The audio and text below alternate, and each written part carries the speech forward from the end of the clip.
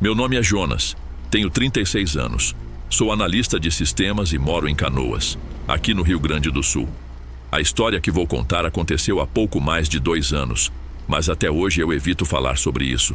Não porque ninguém acreditaria, mas porque eu mesmo não consigo acreditar no que vivi. E para ser honesto, não sei se sobrevivi ao que aconteceu ou se só não fui escolhido. Na época minha vida estava meio bagunçada. O relacionamento de quase 6 anos tinha desmoronado. Meu pai estava internado após um AVC e eu estava afogado em prazos e entregas no trabalho.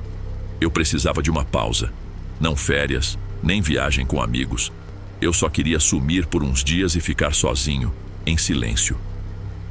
Reservei um quarto num hotel antigo que ficava no centro de Porto Alegre, na rua General Vitorino.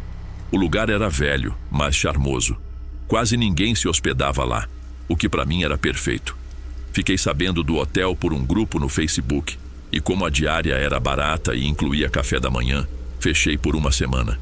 Cheguei numa terça-feira chuvosa, no fim da tarde. O recepcionista era um senhor muito educado, de uns 60 anos, chamado Seu Hermínio. Ele parecia conhecer cada centímetro daquele prédio e, apesar da simpatia, falava sempre num tom baixo, quase como se tivesse medo de chamar atenção para si. Ele me entregou a chave do quarto 408 no último andar, dizendo: "É um dos mais tranquilos, não tem vizinhos nos quartos ao lado, vai descansar bem." Subi com minha mochila pelas escadas, já que o elevador estava em manutenção, algo que depois descobri ser constante. O quarto era simples, com cama de casal, um armário embutido, uma janela de madeira que rangia e um espelho oval bem antigo, pendurado na parede oposta à cama. A vista dava para os fundos do prédio, onde se viam os telhados embolorados das outras construções da quadra. Naquela primeira noite, eu dormi como há muito tempo não dormia. O silêncio do prédio era absoluto. Nenhum barulho de TV, passos ou vozes. Apenas o som do ventilador de teto girando devagar e o barulho da chuva batendo na janela. Foi reconfortante, até demais. Mas no dia seguinte, algumas coisas começaram a me incomodar. Logo após o café da manhã, notei que o espelho do quarto estava embaçado, como se alguém tivesse tomado banho ali dentro. Mas não havia banheiro no quarto. O chuveiro era coletivo, no final do corredor. Achei estranho, mas não dei muita bola. Talvez fosse condensação do frio da manhã, ou minha mente cansada pregando peças. Na noite seguinte tive dificuldade para dormir. Sentia um incômodo, como se alguém me observasse. A janela estava fechada, a porta trancada, o corredor em silêncio absoluto. Mesmo assim, eu acordava o tempo todo, como se meu corpo soubesse que algo não estava certo. E aí, no terceiro dia, quando voltei do almoço, o espelho estava coberto de marcas de dedos. Pensei em chamar o Seu Hermínio, mas hesitei. Eu tinha certeza de que trancava o quarto sempre que saía, e o hotel nem oferecia serviço de limpeza sem pedido. Tirei uma foto, apaguei as marcas com uma flanela e tentei esquecer. Mas esquecer não era mais uma opção. Naquela noite acordei às 3h14 da manhã com um som, como um arranhado vindo do armário. Um som seco, contínuo, como se alguém arrastasse as unhas pelo interior da madeira. Fiquei imóvel na cama, segurando a respiração. Aquilo não era sonho, não era ilusão. Era real, e estava dentro do meu quarto. A primeira coisa que pensei foi em me levantar e acender a luz, mas meu corpo não respondia. O medo tinha me travado. Fiquei ali, deitado, ouvindo o som que agora parecia vir de dentro da parede, logo atrás do armário. Como se algo estivesse tentando sair, ou pior, como se já estivesse ali o tempo todo e agora só estivesse se mostrando. Quando o som finalmente parou, consegui me mover. Acendi a luz e fui direto até o armário. Estava vazio, nada dentro, nada fora do lugar. Mas, no fundo da madeira, havia 3 riscos verticais, paralelos, como se tivessem sido feitos com unha ou algum objeto fino. Aquilo não estava ali antes. Na manhã seguinte desci para o café mais cedo. O Seu Hermínio, como sempre, estava na recepção. Olhei para ele tentando buscar algum tipo de cumplicidade, mas ele apenas perguntou: "Dormiu bem, Sr. Jonas?" "Tive um pouco de insônia", respondi. Escutei barulhos estranhos no quarto. Ele ergueu uma sobrancelha, respirou fundo e murmurou: Quarto 408. Pois é, sempre me dizem isso. Sempre? Perguntei. Ele ficou em silêncio por uns segundos, depois forçou um sorriso. Deve ser a idade do prédio. Madeira antiga faz muito barulho com o frio da noite. Voltei para o quarto com um peso no peito. O dia passou devagar e eu não consegui focar em nada. Tentei sair para dar uma volta, fui até a Redenção, comi algo no mercado público, mas sempre que pensava em voltar para o hotel, o estômago embrulhava. Naquela noite decidi deixar a luz do abajur acesa. Me senti ridículo como uma criança com medo do escuro, mas foi o que me deu coragem para continuar ali. Me deitei por volta das 11h30 e tentei dormir, mas às 3 da manhã o som voltou. Dessa vez não era no armário, era no espelho. Abri os olhos e vi a superfície do espelho se mexendo, não como algo sólido, mas como água vibrando. Uma ondulação estranha, como se algo do outro lado estivesse tentando atravessar. Eu me levantei, hipnotizado. Fui até ele e fiquei parado ali, olhando. De repente, a luz do abajur piscou 3 vezes e apagou. E no escuro, eu vi um rosto dentro do espelho. Não o meu.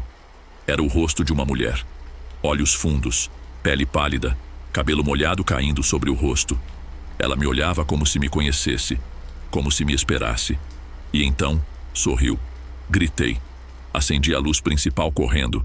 O espelho estava normal. Meu reflexo e só. Mas o quarto parecia mais frio. O chão estava úmido. Havia pegadas, molhadas, que iam da parede até perto da cama. Na manhã seguinte decidi ir embora. Não queria mais saber do desconto, do silêncio, de descanso nenhum. Arrumei minhas coisas e desci com a mochila nas costas. Mas o seu Hermínio me esperava no saguão com uma expressão diferente. Não era susto, era resignação. Eu sabia que o 408 não ia te deixar em paz, disse. Fiquei em choque. O senhor sabia disso? Ninguém fica mais de 4 dias lá. E você já está no quarto. É sempre assim. Eles tentam ignorar no primeiro. No segundo, acham que é psicológico. No terceiro, o espelho acorda. No quarto, ela aparece. Quem é ela? Perguntei, quase sussurrando. Ele respirou fundo. Há mais de 20 anos, uma hóspede tirou a própria vida naquele quarto. Se trancou e cortou os pulsos em frente ao espelho. Disseram que ela passou a última noite falando sozinha, com um reflexo. O espelho é o mesmo até hoje. O dono do hotel se recusa a tirar. Diz que é parte da história. E ninguém faz nada? Perguntei indignado. Ninguém acredita, até dormir lá. Ele me estendeu um papel e disse: se decidir mesmo ir embora, assine aqui. É um termo de saída antecipada. O dono exige. Assinei, joguei a mochila nas costas e saí. O dia estava nublado e um vento gelado soprava pelas ruas. Caminhei até a parada do ônibus quase sem olhar para os lados. Mas antes de entrar no coletivo, parei.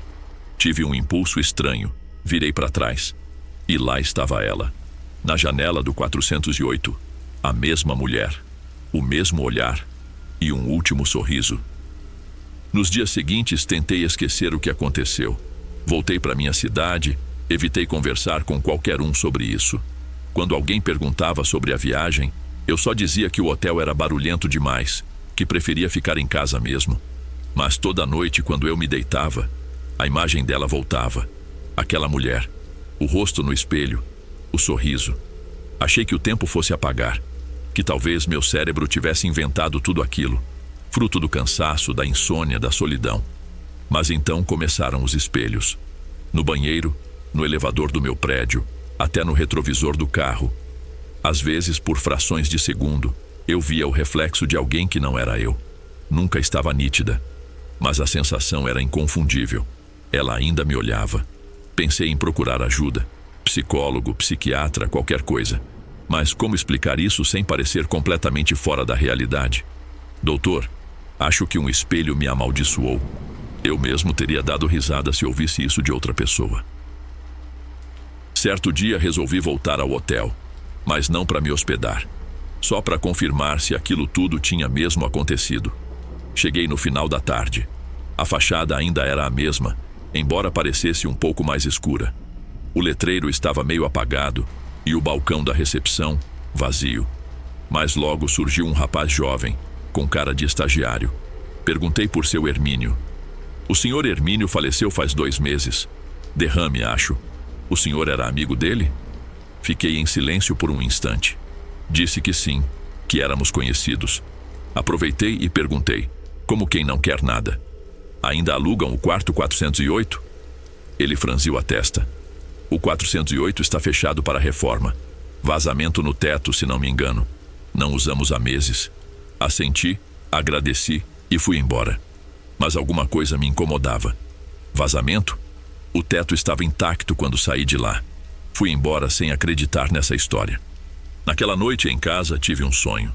No sonho, eu estava novamente no quarto.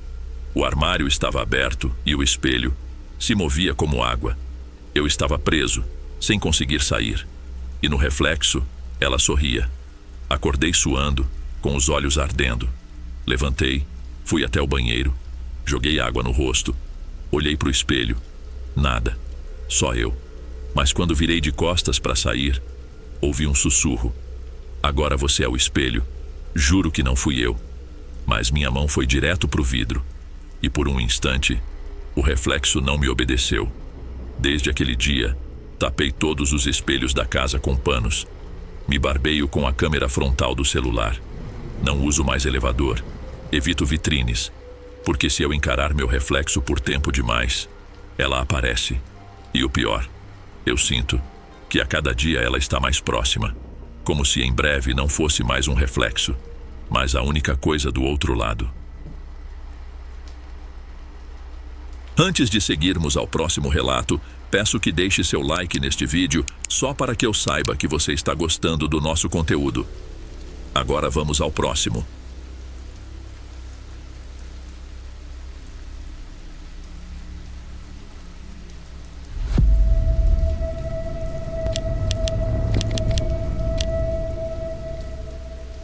Boa noite a todos. Irei me identificar como Jéssica para manter a minha identidade segura, porque o que aconteceu comigo naquele dia me deixou receosa em dar o meu nome dessa forma. Tenho 31 anos, moro em Fortaleza, e o que aconteceu comigo em Salvador até hoje parece mais um fragmento distorcido da realidade do que uma lembrança concreta. Mas eu sei que foi real, porque depois daquela noite, nunca mais consegui dormir com a luz apagada. Tudo começou quando eu decidi fazer uma viagem com o Diego, meu namorado na época. Ele tinha conseguido uma folga no trabalho e a gente resolveu sair da rotina. Salvador sempre foi um destino que eu sonhava conhecer. Pelas praias, pelo Pelourinho, pelos acarajés de tabuleiro que eu só via nas fotos e reels do Instagram. A gente chegou numa quarta-feira à tarde, no meio de outubro, com o calor batendo fácil nos 34 graus. O hotel que escolhemos ficava no centro histórico. Era antigo, bem conservado por fora, mas com aquele clima de prédio que já viu muita coisa. Uma construção colonial com janelas de madeira enormes, paredes altas e corredores que ecoavam até os passos mais leves. À noite, depois de um passeio pela orla e um jantar no Rio Vermelho, voltamos cansados. O quarto estava abafado, mesmo com o ventilador ligado. Abri a janela, mas um cheiro forte de mofo veio do lado de fora. Decidimos dormir assim mesmo. Foi quando apagamos as luzes que a sensação piorou. Eu juro que vi o reflexo dos olhos da figura no quadro mais próximo da cama brilhar, como se estivessem molhados. Diego disse que eu estava impressionada demais e puxou meu rosto para perto para tentar me distrair. A gente acabou dormindo abraçados, mas no meio da noite, eu acordei, com a sensação de que alguém estava nos observando. E não era paranoia. Tinha um sussurro no quarto, fraco, lento, como se alguém estivesse rezando. E os quadros pareciam ter mudado de posição. Levantei, acendi a luz. Tudo estava normal. Os quadros ainda na parede. A cama ao meu lado com Diego dormindo pesado. Fui até o banheiro, lavei o rosto, respirei fundo. Pensei que era só o cansaço. Mas quando voltei, havia algo no espelho, escrito com o vapor da água. Eles ainda estão aqui. Não era neblina do banho. A gente nem tinha tomado banho ali naquela noite. Na hora, meu corpo travou. Fiquei ali parada, encarando o espelho, esperando aquilo sumir sozinho. Mas a mensagem continuava lá, tremida, escrita por um dedo humano. Eles ainda estão aqui. Quase não consegui respirar. Sacudi Diego, que acordou assustado. Quando mostrei a mensagem, ela já tinha desaparecido. Como se o espelho tivesse secado sozinho. Ele achou que eu tinha sonhado, que era estresse acumulado. Mas eu sabia o que vi. Na manhã seguinte, tentamos levar o dia normalmente. Fomos à igreja do Bonfim, tiramos fotos no elevador Lacerda, tomamos água de coco no farol. Mas eu sentia que algo não tinha sido encerrado. O quarto me puxava de volta como um imã. Quando voltamos no fim da tarde, eu quase pedi para dormir em outro lugar. Mas o Diego disse que seria loucura, que era só mais uma noite e já iríamos embora no dia seguinte. Ele até brincou. Se os quadros falarem comigo de novo, eu peço um autógrafo. Aquilo me irritou, e eu preferi não comentar mais nada. Tomei um banho, coloquei fone de ouvido e fiquei mexendo no Instagram, tentando ocupar a cabeça. A timeline parecia normal, até que um vídeo apareceu do nada no meu feed. Era uma gravação tremida, noturna, feita de dentro de um quarto. O mesmo quarto, o mesmo espelho, os mesmos quadros, e uma figura parada no canto. Parada, só observando. Pulei da cama, mostrei pro Diego, mas quando ele abriu o meu celular, o vídeo não estava mais lá. Revirei o histórico, salvos, reels, nada. Como se tivesse sido apagado sozinho. Aquilo foi o estopim. Liguei na recepção, pedi para mudar de quarto. O recepcionista, visivelmente desconfortável, disse que infelizmente não poderia realocar a gente. Mas antes de desligar, ele disse algo que me arrepiou dos pés à cabeça. Vocês estão no 208, né? Mantenham a luz acesa. Eu fiquei paralisada. Como assim? Nada não, dona. Só recomendação de segurança. Diego achou tudo um exagero. Disse que era psicose coletiva, que eu estava influenciando ele. Mas eu via nos olhos dele. Ele também sentia. Naquela noite dormimos com a luz acesa, mas às 2h44 da madrugada, a energia caiu. Do nada. A lâmpada piscou 3 vezes antes de se apagar. O ventilador parou. E no mesmo instante, o espelho embaçou por completo. Mesmo sem banho, sem vapor. Como se algo respirasse bem diante dele. Surgiram marcas. 3 dedos, pressionando o vidro de dentro para fora. Diego, que até então tentava manter o ceticismo, empalideceu. Foi até a porta, trancada, corrente ainda no lugar. Olhou pela janela. Tudo escuro lá fora também. Peguei o celular. Sem sinal, sem Wi-Fi. Tudo morto. Como se o quarto tivesse sido isolado do mundo. Foi aí que ouvimos o som. Um choro, fraco, de criança, vindo de dentro do armário. Diego correu, abriu a porta com tudo. Nada, só nossas malas. Mas quando fechou a porta, os quadros estavam todos diferentes. Eles haviam mudado. Um dos retratos, o do homem com o pescoço torto, agora tinha um novo detalhe. Nos olhos borrados, havia 2 pontinhos brancos, pupilas, e eles olhavam direto para mim. Me deu um ataque. Comecei a chorar. Peguei minhas coisas, implorei para Diego sair dali comigo. Mas a porta agora não abria. A maçaneta girava, mas não destrancava. Diego tentou arrombar. Nada. Tentei ligar para a recepção usando o telefone do quarto. Ocupado. Começamos a bater na porta desesperados. Gritar. Pedir ajuda. Mas não havia som no corredor. Era como se o mundo tivesse nos esquecido. Foi quando a TV ligou. Sozinha. Tela azul. Chiado. Depois, a imagem de um corredor escuro. E o barulho, passos, lentos, ecoando, vindo em nossa direção. Na tela vimos a porta do quarto 208. A câmera estava se aproximando dela. Cada passo fazia a madeira vibrar. E nós, trancados do outro lado, sabíamos que aquilo não era só uma filmagem. Diego ficou paralisado. Eu desliguei a TV com força.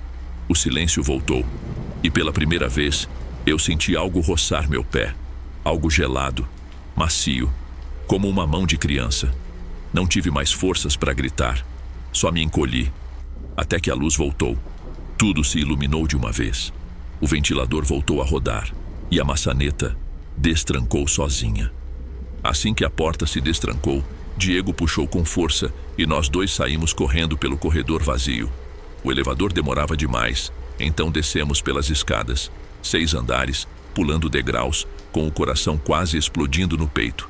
Na recepção, o atendente noturno nos olhou como se já soubesse, como se estivesse esperando. Não disse nada. Apenas pegou as chaves de um novo quarto e entregou, sem fazer perguntas. Eu não queria voltar para aquele hotel de jeito nenhum. Mas estávamos em outra cidade, madrugada alta, sem carro, e Salvador não é exatamente tranquila para andar pela rua com mala às 3 da manhã. Aceitamos a troca, no 4º andar, bem no meio do prédio. O novo quarto era simples, sem quadros, com iluminação amarela e cama menor. Mas era exatamente o que a gente precisava. Um lugar sem olhos na parede. Não dormimos. Ficamos acordados até o sol nascer, com a TV ligada no jornal local, tentando esquecer. O Diego segurava minha mão o tempo inteiro. Eu mal piscava. Quando amanheceu, descemos direto para a recepção. Eu queria entender. Precisava de uma explicação. O gerente já estava lá, educado, arrumado, com um sorriso calmo. Mas os olhos pareciam cansados, carregados demais para alguém que só gerencia reservas. Eu contei tudo, sem omitir nada. O espelho, os quadros, a mensagem, a figura no vídeo do Instagram, as risadas, o armário, o corredor na TV. Esperava que ele duvidasse, que chamasse um psicólogo, mas ele só respirou fundo. A senhora tem todo o direito de se sentir assim, ele disse. Acontece mais do que gostaríamos de admitir. Aquilo me pegou desprevenida. Como assim? Vocês sabem que aquele quarto tem coisa?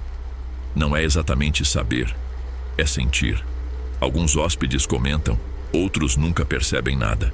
Mas desde a reforma de 1996, o quarto 208 tem uma fama. Ele disse que, durante a obra, um funcionário caiu do 6º andar. Foi uma tragédia abafada na época. Dizem que ele ficou preso no andaime e ninguém escutou os gritos. Morreu sozinho, sufocado, olhando o próprio reflexo no espelho do quarto. A família processou o hotel, mas nunca conseguiram provas. Quando ele morreu, o quarto ainda nem estava aberto ao público. Mas depois disso, os primeiros hóspedes começaram a relatar presenças no local. Tentamos tirar os quadros, ele continuou, mas sempre que removíamos, as paredes rachavam. Uma vez até tentaram pintar por cima, mas as tintas descascavam durante a noite. A última tentativa foi cobrir com tecido. O pano queimou sozinho. Diego e eu nos entreolhamos. Ele estava tão chocado quanto eu. Por que continuam usando aquele quarto? Ele perguntou. O gerente abaixou o tom de voz. Porque há hóspedes que pedem, que querem ficar nele. Influencers, caçadores de fantasmas, gente esquisita da internet. Alguns pagam o dobro. Acham que vão sair com vídeo viral. Mas nem todos saem. Alguns saem diferentes. Antes de irmos embora, ele nos entregou um envelope pardo. Dentro, um recorte de jornal antigo, com a foto do funcionário que morreu na obra. O nome, Walter Oliveira dos Anjos. Quando vi o rosto, era o mesmo homem de um dos quadros, o do pescoço torto. Voltamos para casa no mesmo dia. Chegando em Salvador, ainda me sentia vigiada. Os quadros ficaram na minha mente por semanas. Cheguei a pintar por cima de alguns que tinha no meu apartamento, só para garantir. Hoje, anos depois, se você me perguntar se eu acredito em fantasmas, eu vou hesitar antes de responder, porque não são os fantasmas que me assustam.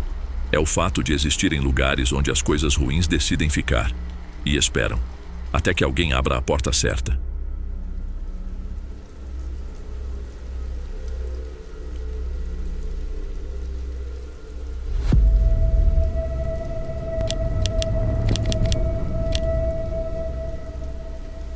Boa noite. Meu nome é Nina. Essa história aconteceu há alguns meses, e embora eu tenha tentado esquecer, ainda me pego lembrando dos detalhes como se tivesse vivido tudo ontem. Eu trabalhava como camareira em um hotel 3 estrelas, pequeno, modesto, mas com boa estrutura. Ficava numa área mais afastada da cidade, longe dos pontos turísticos, e por isso mesmo, Era mais tranquilo. Poucos hóspedes, quase sempre gente de passagem. O hotel tinha 5 andares. O quinto era o último, e raramente era usado quando o movimento era baixo. Meu primeiro dia lá foi numa segunda-feira nublada, meio abafada. Logo de cara fui muito bem recebida pelas outras camareiras, a Josi e a Marlene. As duas já estavam ali há um bom tempo e me ensinaram tudo com paciência. Fui designada naquele dia para cuidar justamente do quinto andar. Para já ir pegando o jeito, disseram. Peguei meu carrinho com os produtos de limpeza, panos, álcool, papel e subi. O andar estava completamente vazio, era o que me disseram. Comecei limpando o quarto 118, tudo normal. Lençóis trocados, banheiro limpo, chão aspirado. Quando terminei, fui em direção ao quarto seguinte, o 119. E nesse trajeto, vi um rapaz saindo do quarto 120, no final do corredor. Ele parecia ter uns 25, 26 anos. Cabelos escuros, camiseta simples, calça jeans. Nada demais. Falei um boa tarde simpático, mas ele não respondeu. Só passou reto por mim e desceu pela escada, mesmo com o elevador ali do lado. Pensei que fosse apenas mais um hóspede antipático. Voltei à minha função e entrei no 119. Enquanto limpava, ouvi um choro. Era baixo, arrastado, angustiante. Um som de quem está sofrendo muito. Me aproximei da porta do 120. Era de lá que vinha.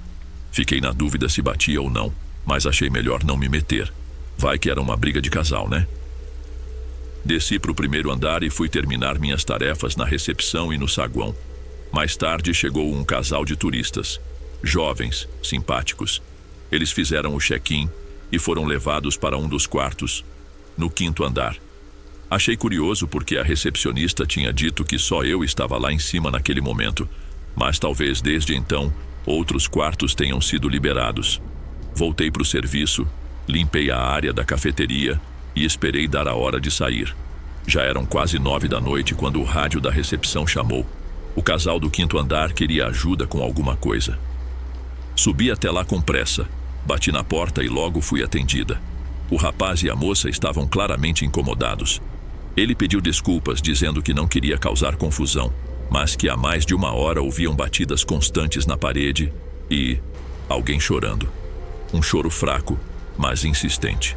O som vinha do quarto ao lado, o 120. Ela ainda acrescentou que em certo momento parecia ter escutado objetos sendo arremessados contra a parede e perguntou com certa preocupação se eu poderia ver se estava tudo bem com a pessoa hospedada ali. Falei que iria verificar com a recepção, porque a gente não podia abrir o quarto por conta própria. Desci imediatamente e fui até o balcão. Expliquei tudo. O recepcionista, um cara calmo, me olhou com certa hesitação e disse meio desconfortável: "Mas o 120 está vazio, Nina. Ninguém foi hospedado ali hoje? Na verdade, só o casal está no quinto andar." Na hora senti um arrepio daqueles que descem pela espinha. Falei do rapaz que eu tinha visto mais cedo saindo do quarto. Contei que falei com ele, que ele desceu pelas escadas. Mas o recepcionista balançou a cabeça. "Impossível. A gente não liberou esse quarto. E o sistema não mostra nenhum check-in para ele. Talvez você tenha se confundido com outro número."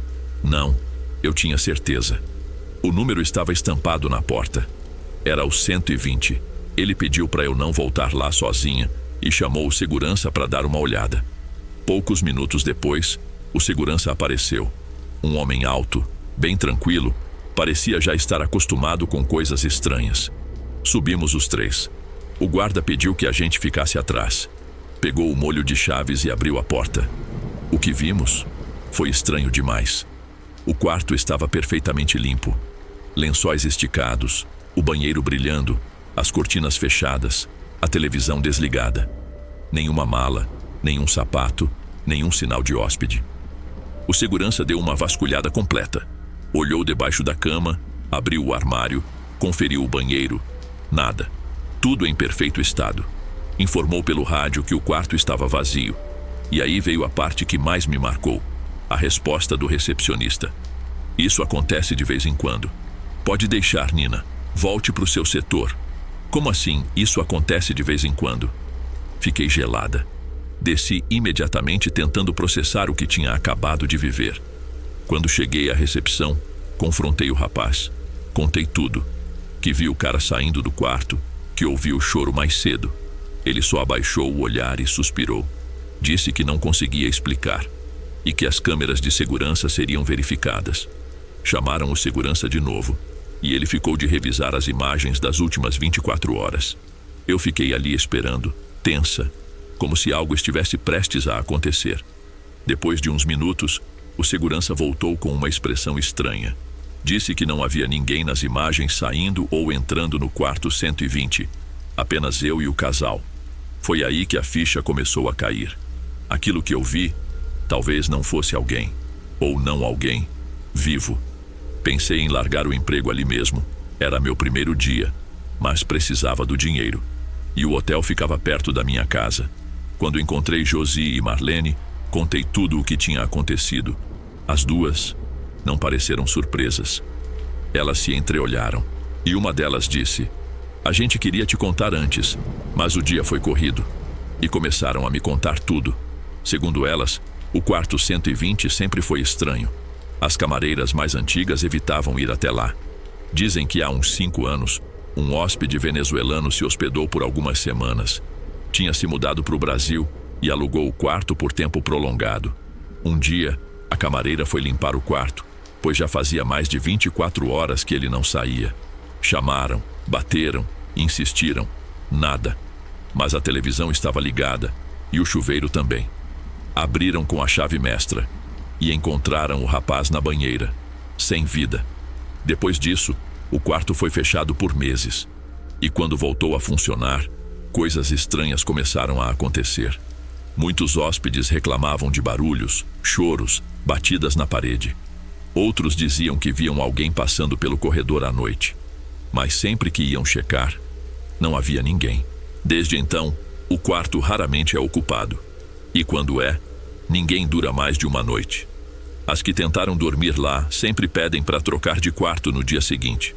No dia seguinte, voltei ao hotel ainda digerindo tudo. O casal que estava no 5º andar tinha ido embora. Disseram que não conseguiram dormir, que os barulhos do 120 foram constantes. Choros, batidas, murmúrios e uma sensação ruim, pesada. Nunca mais colocaram ninguém naquele quarto.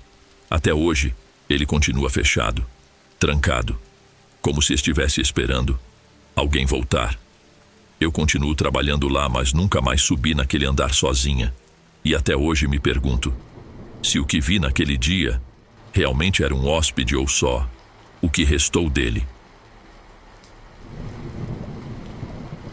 Ei, pessoal, obrigado por ouvirem até aqui. Não se esqueçam de clicar no sininho das notificações para não perder nenhuma das próximas narrações. Posto vídeos novos todos os dias, então espero te ver nos próximos também.